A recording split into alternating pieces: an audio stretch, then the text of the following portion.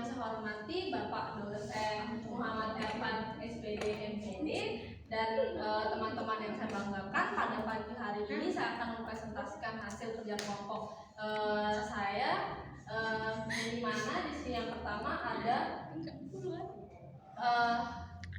rekan kelompok saya Agustina Yosa Jemi, yang ketiga ada Desti Lestari, yang satunya sakit. Yang pertama sebagai materi pertama Desti Lestari, kepadanya dipersilahkan.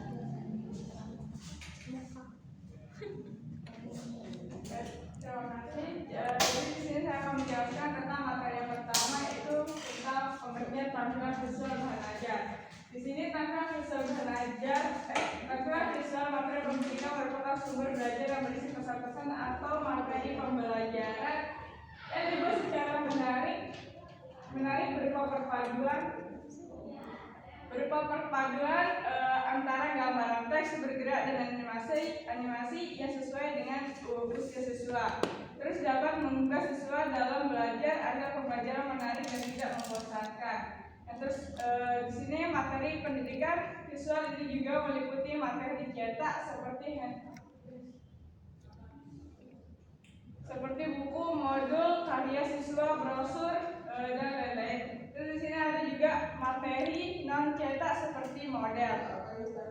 Pengembangan bahan ajar ini dapat dilakukan dengan sendirinya atau dalam kelompok. Secara umum menyatakan ada 3 cara menyusun bahan ajar, yaitu yang pertama mulailah dari nol.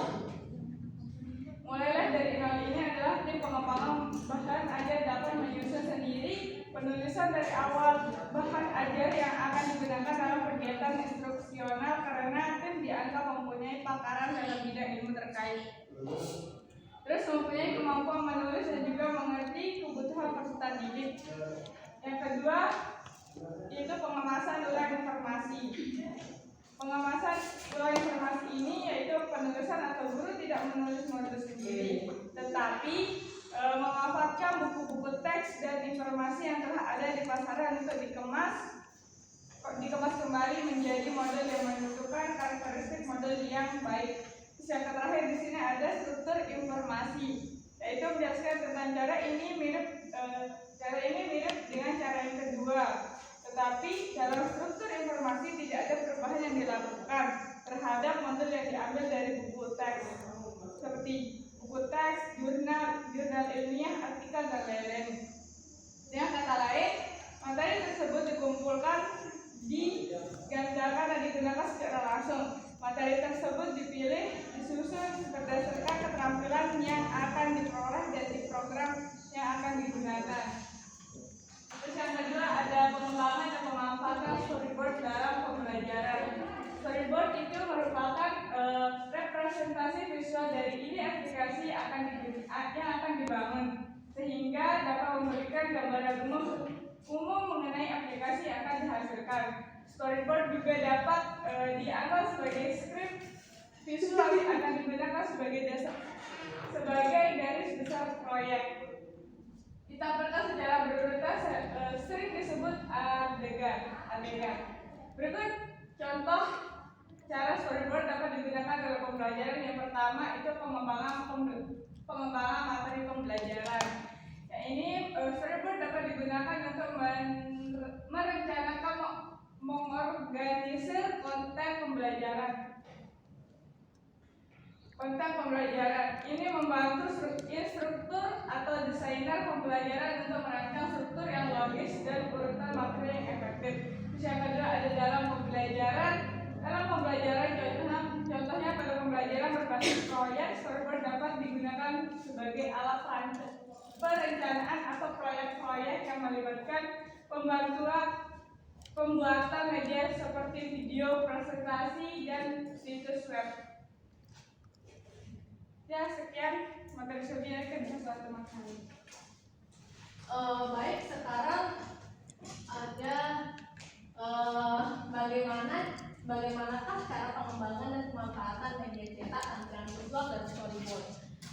Yang pertama, media cetak itu ialah bahan pembelajaran berbasis media cetak atau print. Ada yang berarti kayak ini berbagi media penyampaian pesan pembelajaran yang membuat teks, bacaan, dan ilustrasi pendukung.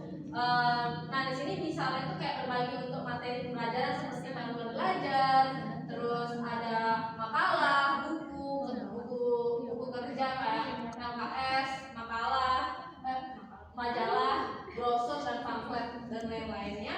Di sini ada ciri-ciri bahan pembelajaran yang tercetak dengan baik, antara lain yang pertama ada contoh itu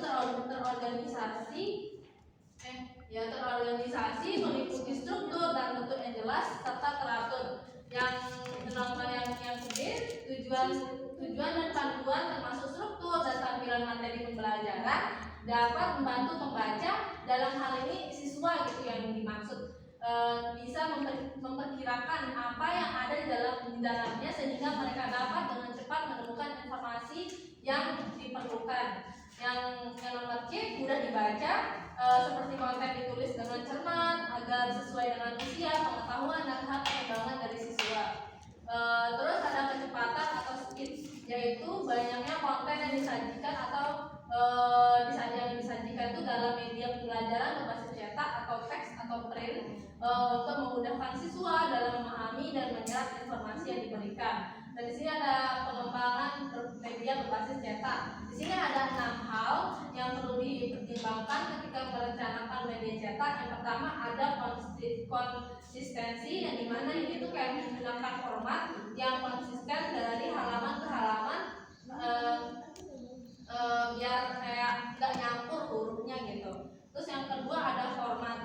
Nah, sini formatnya maksudnya kayak jika kita kalau sering menggunakan paragraf panjang, teks atau kolom akan lebih cocok. Namun jika paragrafnya pendek, teks 2 kolom akan lebih cocok. Terus yang ketiga ada organisasi, yang dimana maksudnya itu kayak dalam menyusun teks tuh kata-kata tuh kayak mudah dipahami, biar informasinya itu gampang kita cerna, gampang kita dapetin gitu. Terus yang keempat ada daya tarik, di mana daya tarik ini memperkenalkan kita di setiap bab atau bagian baru dengan cara yang berbeda, kayak mendorong siswa untuk lebih ngebaca karena itu lebih menarik teksnya gitu. Terus yang kelima ada ukuran huruf, di mana ini tuh pilihan ukuran font yang sesuai dengan pesan dan lingkungan siswa, dan juga menghindari menggunakan huruf kapital di seluruh teks karena dapat mempersulit membacanya. Di sini ada ruang kosong atau spasi. Ini jaraknya tuh di antara spasinya tuh nggak terlalu jauh, terus juga nggak terlalu dekat gitu. Jadi kayak kita mudah untuk membacanya. Selanjutnya ada keunggulan dari media cetak. Yang pertama dapat digunakan kapan saja dan di mana saja. Yang B, mudah digunakan dan tidak tergantung pada perangkat lain. Yang C, kemasan bahan cetak seringkali ringan dan kecil sehingga mudah dibawa oleh siswa kemana saja dan kapan saja. Selain bentuknya yang mudah dibawa, teknik menyusun dan menyajikan dokumen juga mudah dipelajari. Di sini ada kekurangan media cetak, di mana media cetak ini biayanya biasanya bakalan mahal gitu kalau kita mau nampil karya seni atau gambar yang berwarna. Terus yang ke B, jika tidak disimpan dengan baik, kertas cetakan akan cepat rusak dan hilang. Selanjutnya akan dijelaskan oleh teman saya tentang media visual. Padahal silakan. Baik, selanjutnya saya akan menjelaskan tentang media visual.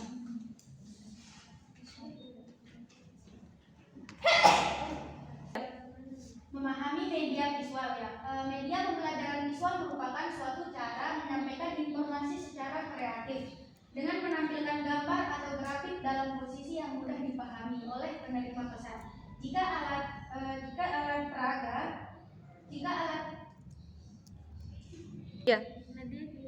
alat peraga dihubungkan dengan proses pembelajaran, maka pembelajaran akan menjadi menarik dan tidak menonton dengan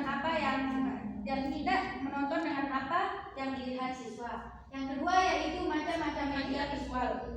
Yang pertama yaitu media yang tidak diproyeksi. Media yang tidak diproyeksi yaitu seperti benda nyata, replika dan model, simulator, bahan cetak, foto, gambar, poster dan grafik. Yang kedua yaitu dukungan tayangan slide. Yang ketiga, prinsip pemilihan media visual. Secara umum, prinsip pemilihan media visual diklasifikasikan sebagai yang pertama yaitu mengefektifkan media media visual, yaitu membuat bentuk media visual sederhana mungkin agar mudah dipahami. Yang kedua, alat peraga harus fleksibel agar tidak menyulitkan siswa dalam memahami pembelajaran. Yang ketiga yaitu keterangan gambar harus disertakan dalam rencana dan penggunaan warna harus realistis. Yang keempat yaitu kelebihan media visual.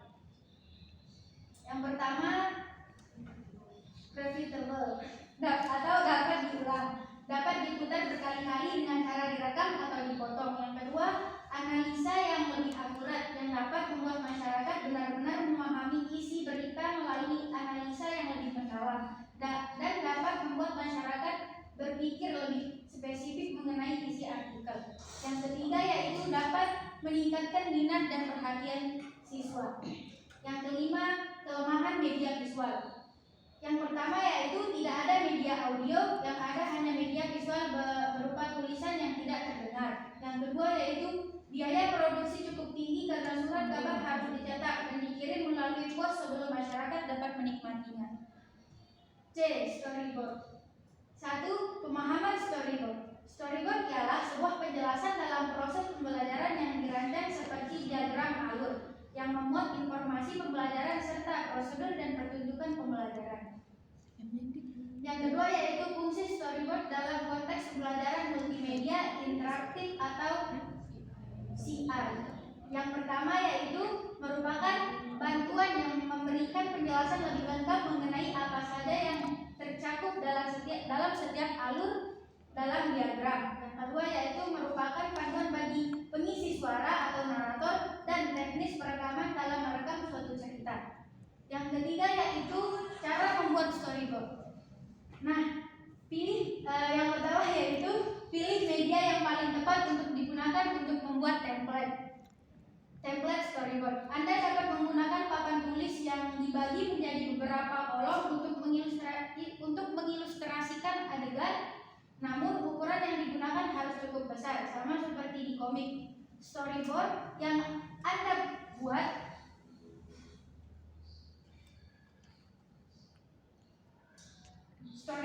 Anda buat juga harus memiliki kronologi cerita runtun dan tentunya logis. Tujuan storyboard adalah untuk memberikan kejelasan visual dan membuat semua orang memiliki pemikiran yang sama. Jika film yang Anda buat pendek, pertimbangkan jumlah adegan yang menggambarkan keseluruhan plot. Unsur-unsur tersebut dapat berupa latar belakang, suasana, waktu, lokasi, atau peraga lainnya yang akan muncul pada saat pembuatan film. Gambar yang lebih jauh dari kamera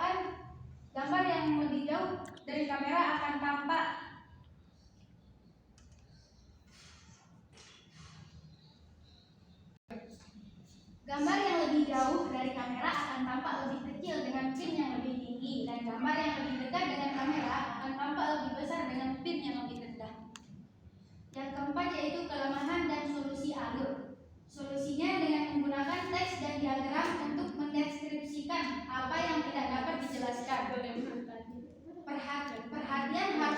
Perhatian harus diberikan pada tepi storyboard untuk memiliki perspektif yang dipilih di seluruh ruang.